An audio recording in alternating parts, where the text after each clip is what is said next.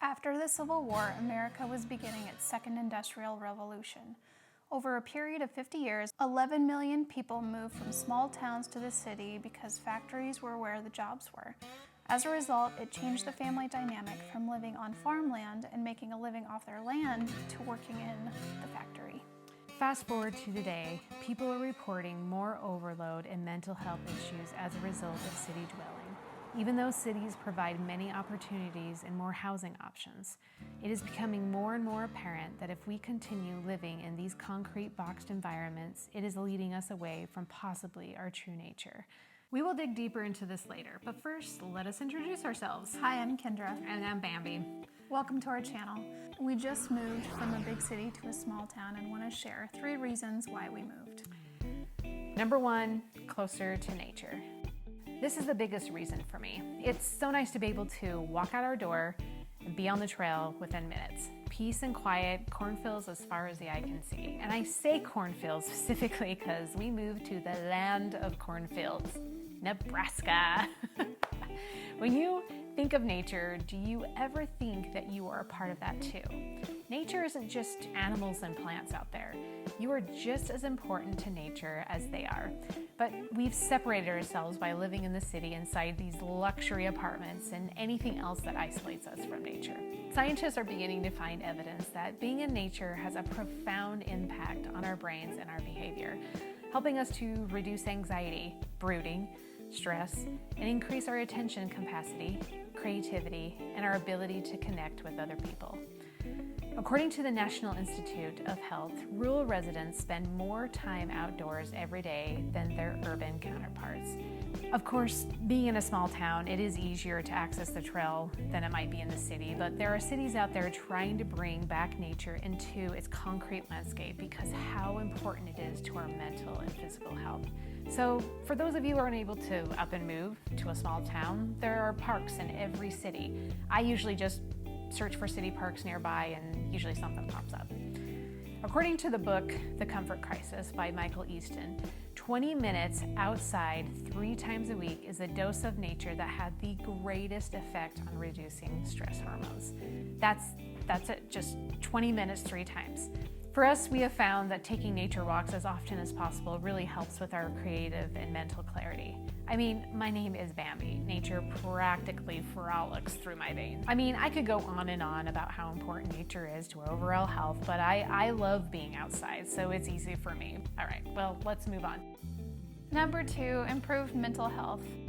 Compared to the city, small towns tend to be slower paced and less traffic, less stress. We are able to run errands on a whim, knowing it will only take us a few minutes to get to the stores, which are conveniently all on one street. Research done by the Center for Urban Design and Mental Health says the physical and social environments of urban life can contribute both positively and negatively to mental health and well-being. Cities are associated with higher rates of most mental health problems compared to rural areas, an almost 40% higher risk of depression, over 20% more anxiety, and double the risk of schizophrenia, in addition to more loneliness, isolation, and stress. It goes on to talk about the principle of overload and the increase in stimuli like noise, smells, disarray, pollution, density, crowding, and other inputs. The urban environment is designed to be like a constant feed plugged into your mind to send you endless messages. These messages can become too much for the mind to handle, and your ability to cope declines. These increasing levels of stimuli drive people to get away and find a private, quiet place, which gradually leads into social isolation related to depression and anxiety. Number 3, less people. Okay, we are coming together on this last one. So it's interesting, when we were living in Orem, there were so many people squished into this area. It was like you were invisible, which is nice for introverts like us. We would rarely run into people we knew. Cool fact I came across about where we lived, and this may surprise you, but Orem is more than 200% densely populated per square mile than the capital, Salt Lake City. This just blows my mind. Anyway, I thought that was interesting. No wonder we felt like everywhere we went, someone was right on our heels. However, you get to a small town, and especially one you grew up in, and you forget that there's several people who know you. It was a bit shocking to hear my name. It almost was like I forgot social skills for a split second. Yes. Here's this person looking at me, waving, and I'm like... Yeah, I know. I feel the same way when I get back to my hometown, which does hold a tender spot for me because you do see these people who helped raise you either through the church community or school, and that feels good. I mean, it's nice to have people who take interest in you, right? I mean, even if your anxiety level goes through the roof and you find it exhausting to make small talk to someone you haven't seen in several years, I mean, I could have the mindset that it's nice to have people who care about you, do more active listening, ask them questions, but that would mean I'm a mentally healthy person, and that's just not as fun. For those who may move to a small town that didn't grow up in one, you might find the opportunity to be a part of a community a bit easier than living in the city. This may be because there are less people and you're more likely to get noticed that you aren't one of the regulars. Compare that to the city where there are thousands of strangers coming and going and you're an individual.